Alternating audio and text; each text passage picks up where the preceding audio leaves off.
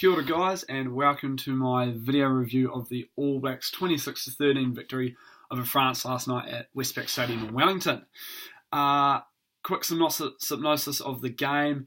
Very messy and scrappy game from both sides. Both sides lacked execution, they lacked explosiveness. It was some controversial moments as well, which we will get into. So without further ado, let's start. France started off really well. They came out firing. The All Blacks were under the pump early. France were playing a lot of rugby in the All Blacks half, and they were getting meters, especially out wide. However, they did make a good break through the middle, which resulted in them getting over the line. Unfortunately for France, they dropped the ball over the line due to some amazing scrambling defence by Ryan Crotty and Jordie Barrett. To be honest, that play probably summed up the game. France were competing, but when push came to shove, they just couldn't execute. And the All Blacks weren't great, but managed to hold on and pull off somewhat of a good victory, but not one that they will be happy with in the end. Obviously, the big controversy was the 12th minute red card to fullback Benjamin Fall. Now, a lot of people in the media have been criticising this decision, and everyone's got their own viewpoints on if this was a red card or not. In my opinion, it was a deserving red card. Beauden Barrett clearly went up to contest the ball. He had eyes on the ball and he committed. Benjamin Fall had run towards the ball and was looking at it, but impeded Beauden Barrett by not jumping and making it a fair contest. Due to that, Beauden Barrett then flipped over him and landed on his neck and shoulders. The fact that he was impeded and didn't contest for the ball, that's just lazy rugby, is a yellow card. The fact that Beauden Barrett landed on his neck and shoulders is why it was deemed a red, because that is extremely dangerous. Unfortunately for Barrett, got taken off and had an HIA concussion test and failed. So that sort of set the tone a bit for the All Blacks. Unfortunate for France, they weren't going to have the contest that they wanted with only 14 men on the paddock, and I feel a lot of the fans were disheartened by that decision as well, more so that France were probably not going to compete as much as you would have hoped. The French forwards were amazing. They made good turnover progress. However, it's once they got the turnovers and got back onto attack that they would drop the ball and give it away again, which unfortunately is something that France really need to work on. Amazing turnover at the breakdown, great breakdown work, but it's just that execution, it's then counteracting the All Blacks with some sharp attacking play that they just lacked. And unfortunately, that's why the result panned out as it did. France just didn't capitalise on All Blacks' mistakes or turnovers. The All Blacks, though, were very messy from hand. Their backline was really disjointed, and there was a lack of communication, which resulted in a lot of drop ball and a lot of missed passes. This could have been down to the fact that Beauden Barrett was taken off, so you're missing your pivotal 10 position and your leader in that backline, and unfortunately that showed.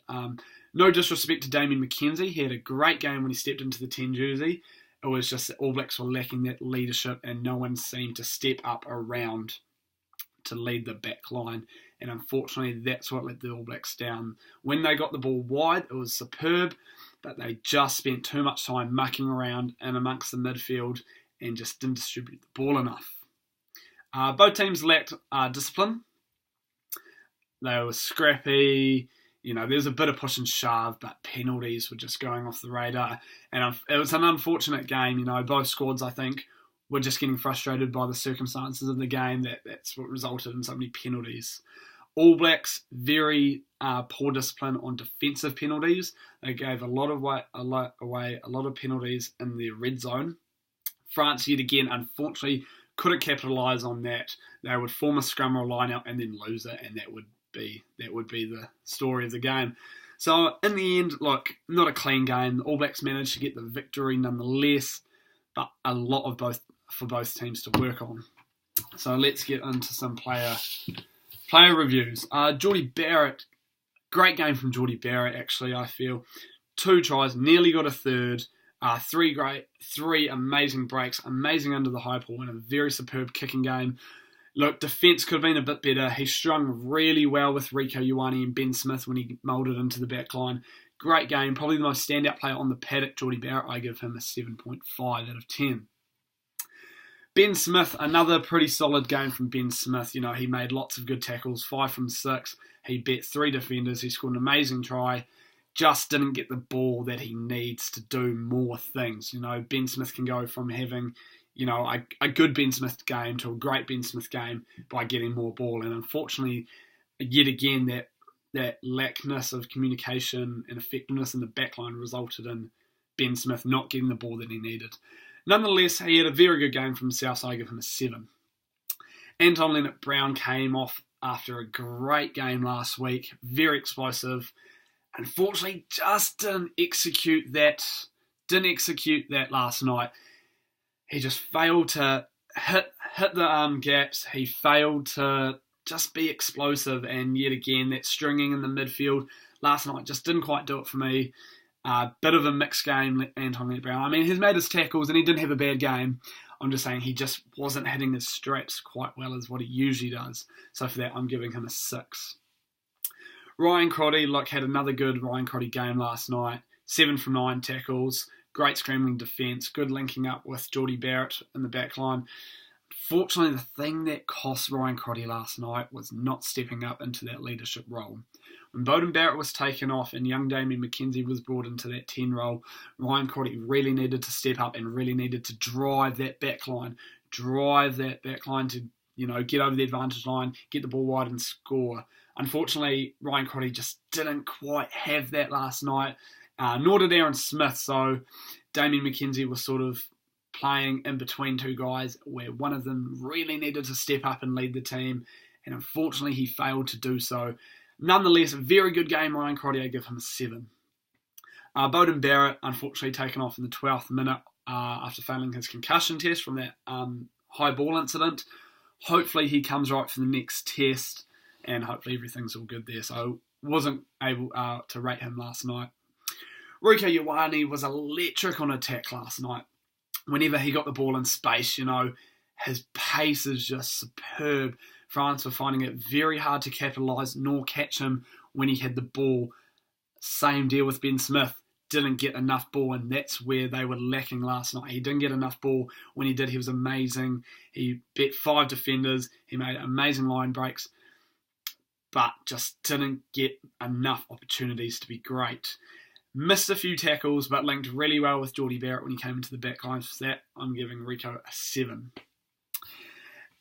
Unfortunately, 2 weeks in a row, Aaron Smith has failed to impress. He's just, you know, he's passed well, but he's not running with the ball. He's not being his little nuggety self that he usually is.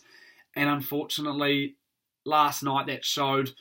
He also didn't step up in that leadership role when Beauden Barrett was taken off, where you needed him to, and he lacked that. So unfortunately, I'm going to give him a 5 out of 10. He was taken off in the 55th minute. Maybe a week off next week, and bringing Te Tairua Tahuriorangi into the back line off the bench would be maybe a good option. Luke Whitelock had a good solid Luke Whitelock game. He made 10 from 11 tackles. He dug it in for the full 80, effective at the breakdown, but he's just not quite at that Kieran Reid level. And you can see that through his play. You know, he's not carrying the ball enough and not getting quite over the advantage line as you would have hoped in number 8 to. But for Luke Whitelock, it was a good game for him. I give him a 6.5. Sam Cane had a rough night last night. He was reckless and just wasn't quite hitting his straps. Not so effective at the breakdown and ruck area. He gave away 3 penalties. He just doesn't look like he's back to himself yet. He had a lot of time off with a abdominal injury, and he came back just before the All Black series, and I just think he needed more game time at Super Rugby level before he was able to come into the All Blacks, because it is showing his lack of game time lately, and he's just not there at the moment. You know, Ardie Savea has come on the last 2 weeks and really impressed off the bench. So I think Sam Cane really needs to sit down and have a look at just his discipline, and maybe might need some time to reflect, because he just wasn't there last night, so I give him a 5. Liam Squire, same boat as Sam Cane. Hasn't played a lot of rugby coming into the series due to a broken thumb. And look, he's making his tackles 6 from 7, but from Liam Squire, he used to maybe make 7 or 8 strong carries a game to only. He didn't make any last night. He only played the first half, and he just wasn't making an impact at ruck time and breakdown time where he usually is always there. He made a couple of big tackles, which was great to see. Signs that he is coming back to his level, but still not quite hitting his straps. I give him a 5 as well. Scott Barrett had a great game last night. He did everything you could have asked him for. He didn't miss a tackle. He made 8 from 8. He had 2 line-out steals, a pivotal 80 minutes, and, big shoes to fill for with Brodie Retallick out, but he did amazing to cover that. Great game, Scott Barrett. I give him a 7. Sam Whitelock, not a bad game at all. 12 tackles from 13 attempts. He just, at the moment, he's lacking in carries and still very much adapting to that captaincy role. Last night was very hard from him, though, in an ill-disciplined, rough game, very hard game to captain. Not saying he did a bad job. He did a good job to, eventuate the win. However, he just lacking that running game that we usually get from him. And I think maybe now that he's stepped into the captaincy role, his focus might be more on that than on his own physical game, which I would like to see him bring back into the All Black jersey. His running meters, his line-out steals, just need to see more of that. Not a bad game, though, in the end, so I give him a 6. Owen Franks only played 33 minutes before he was taken off with what looked like to be an abdominal or stomach injury. Look, he missed 3 tackles. He just wasn't effective enough. I mean, he scrummed well because he's an amazing scrummager, but failed to impress in that 33 minutes. So for that, I give him a 4 out of 5. Cody Taylor had an amazing game last week and failed to back that up last night. He didn't have a bad game, but I feel he just, yet again, a lot of the backs, didn't get that ball that he needs, that running ball in space. Far from his performance last week where he was everywhere. This week he sort of he was there, but his presence wasn't felt as much. 6 from 7 tackles and good line out, so I'm going to give Cody Taylor a 6. Joe Moody, best game I've seen from Joe Moody in quite some time in all fairness. A very good 45-minute effort from him. 7 from 8 tackles and a great try, great line. Scrummed really well.